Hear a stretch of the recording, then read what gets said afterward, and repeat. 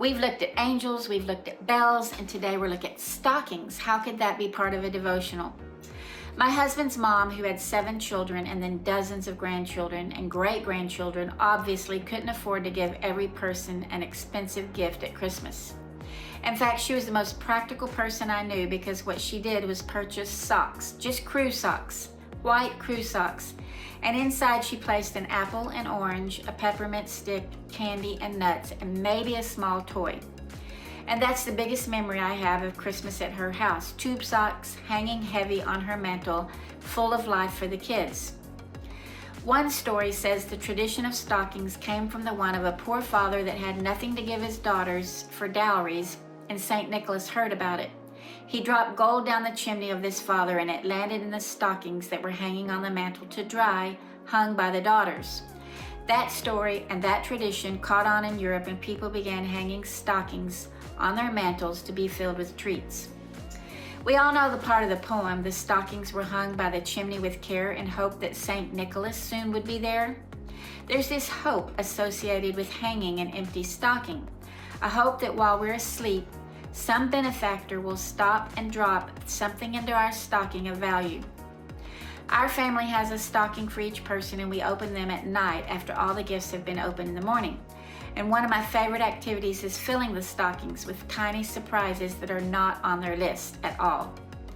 All through the Bible, we're told to empty ourselves and offer ourselves to be filled with God's goodness.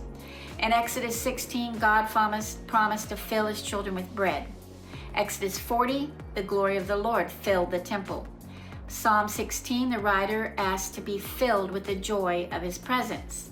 Psalm 119 says the earth is filled with his love. And Acts 16 says the people were filled with joy. And Ephesians 3 says we can be filled to the measure with the fullness of God.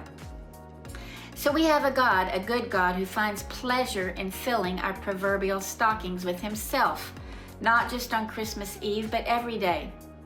No one wants to wake up on Christmas and find an empty stocking, or one with coal in it, because we all know what that means, or even one with a tiny object in the toe of the stocking.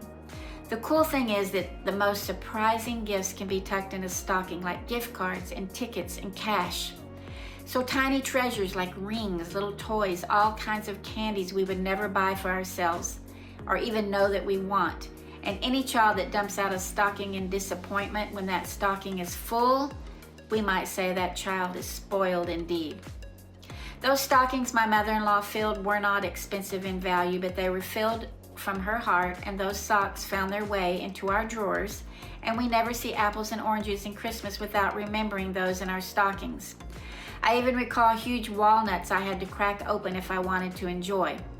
Our kids now receive other things in plush stockings that sometimes spill over into a bag with the stocking. A stocking is just that little extra thing at Christmas that delights us all as we wonder what's inside. Sometimes we feel as if our stockings are empty, we aren't worthy to hang them, and besides, no one even knows our address or cares, but that's not true.